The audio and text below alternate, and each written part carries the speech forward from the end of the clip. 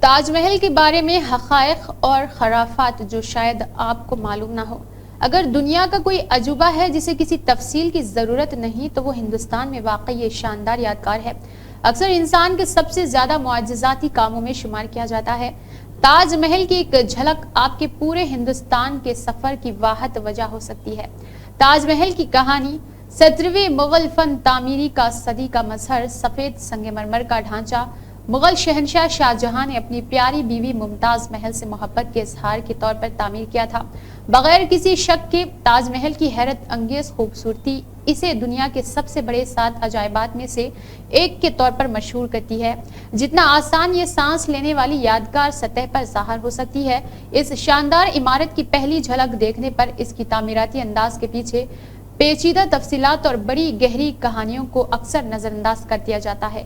UNESCO کے عالمی ثقافتی ورثے کے سب سے شاندار جگہوں میں سے ایک کے بارے میں کچھ نایاب حقائق اور اس سے وابستہ خرافات کو دریافت کریں تاکہ جب آپ اس تعمیراتی عجوبے کا دورہ کرتے ہیں تو آپ اس یادگار کا مشاہدہ کر سکتے ہیں جو آنکھوں سے ملتا ہے۔ خطاطی نوشتہ جات دنیا کی سب سے مشہور یادگاروں میں سے ایک اور ہندوستان میں مغل فن تعمیر کا ایک آئیکن ہے۔ تاج محل نہ صرف آنکھوں کے لیے ایک دعوت ہے بلکہ اس کے فن تعمیر کے اندازے میں پیچیدہ تفصیلات کی بحری اور گہرائی چھپی ہوئی ہے۔ یہ خیال کیا جاتا ہے کہ اس وقت ہندوستان میں مقیم فارسی خطاط امانت خان نے بنایا تھا۔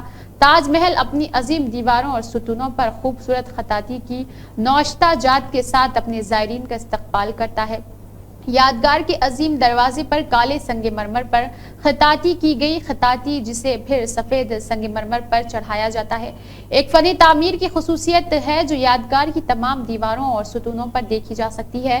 اسلامی مقدس صحیفے کے اقتباسات کو پوری یادگار میں آرائشی عنصر کے طور پر استعمال کیا جاتا ہے جس کے شمالی دروازے پر عربی تحریر روح کے آخری سفر کے بارے میں پڑھتی ہے۔ جواہرات اور پھر پتھر تاج محل فن تعمیر کے بنیادی طرزوں سے ایک ساخت کی ہم آہنگی تناسب ہے۔ ہندوستان ریاست راجستھان سے درآمد شدہ خالص سفید سنگ مرمر سے بنا یادگار کی کامل ہم آہنگی کی منصوبہ بندی اسے دنیا کے سب سے خوبصورت عمارتوں میں سے ایک کے طور پر مشہور بنانے میں اہم عنصر ہے۔ تاج محل کی زیادہ تر دیواریں بیلوں اور پھولوں کی حقیقت پسندانہ نقش نگار کی عکاسی کرتا ہے۔ دیوار پر نقش و نگار کا تقریباً ہندسی انداز پیٹرا ڈورا یا استعمال کرتے ہوئے بنایا گیا ہے۔ پارچین کاری اور سیٹلائٹس کی تصاویر بنانے کے لیے پالش اور رنگین پتھروں کا استعمال کرنے کی ایک مجسمہ سازی کی تکنیک ہے۔ یہاں تک یادگار کی دیواروں کی سطح پر پیلے سنگ مرمر یشب اور جیٹ کے پتھر بھی تیار کیے گئے ہیں۔ چاندنی کا واقعہ اگر آپ کو لگتا ہے کہ بہت پہلے سے ہی خوبصورت یادگار اس سے اور بہتر نظر نہیں آ سکتی تو اپنے آپ کو مکمل طور پر پرفتن نظارے کے لیے تیار کر لیں۔ یادگار کے ایک خصوصی نظارے کے لیے تاج محل پورے چاند کی راتوں کو زائرین کے لیے کھلا رہتا ہے جس میں 400 کے انفرادی بیچ میں صرف 8 افراد کی اجازت ہوتی ہے۔ ہر بیچ کو پوری چاندنی میں پرفتن یادگار کو دیکھنے کے لیے 30 منٹ کا وقت دیا جاتا ہے۔ سفید سنگ مرمر کے ساتھ جو راتوں کی تاریک ترین راتوں میں بھی قدرتی طور پر چمکتا ہے، تاج محل پورے چاند کے نیچے حیرت انگیز طور پر کھڑا ہے جو ایک نیلے اور سفید موتی کی طرح دکھائی دیتا ہے۔ اگر آپ دنیا کے اس حیرت انگیز عجوبے کو دیکھنے کے لیے ہندوستان جانے کا ارادہ رکھتے ہیں تو رات کو یادگار کی جھلک دیکھنا تمام تجربات میں سے نایاب ہو سکتا ہے۔ پورے چاند سے پہلے اور بعد نایاب کر دیتا ہے۔ راتوں میں تاج محل کا رات کو دیکھنے کی سہولت دستیاب رہے گی۔ چار مینار آسمان کی بلندی کی علامت تاج محل کے چار مینار ایک رہنمائی روشنی کے طور پر کام کرتا ہے اور عظیم استراحتی کردار رکھتا ہے جو یادگار کے چار میناروں کی طرح دکھائی دیتا ہے۔ ایک اور حیران کن حقیقت یہ ہے کہ چاروں میناروں کی اور اس کی شکل اس طرح ہے جس کی وجہ سے وہ باغات یا پڑوسی ندی کی طرف باہر کی طرف مائل ہوتا ہے۔ کسی بھی قدرتی آفت جیسے زلزلے کے واقعے کو ذہن میں رکھتے ہوئے میناروں کے لیے تعمیراتی ڈیزائن کا استعمال ایسا تھا اس خوبصورت اور صورت میں مینار باہر کی طرف گر جائے تاکہ مرکزی مقبرہ محفوظ رہے۔ رنگ کی تبدیلی جتنا عجیب لگتا ہے تاج محل دن بھر رنگ بدلتا دکھائی دیتا ہے۔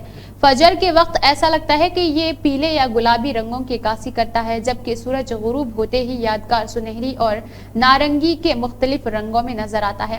یہاں تک کہ تاج محل کا اصل رنگ اب بھی آرکیولوجیکل سروے آف انڈیا کے ساتھ ایک بحث کا مسئلہ ہے کیونکہ اس صدی کے دوران سفید رنگ کے مختلف تغیرات دیکھے گئے ہیں، جس کی وجہ سے اس کے اصل رنگ کا تعین کرنا کافی مشکل ہو جاتا ہے۔ لہٰذا جب آپ شاندار یادگار کا دورہ کرتے ہیں تو حیران نہ ہو اگر یہ سفید رنگ کی نہیں ہے جس کا آپ نے تصور کیا تھا، بلکہ اس سے کہیں زیادہ دلکش چیز ہے۔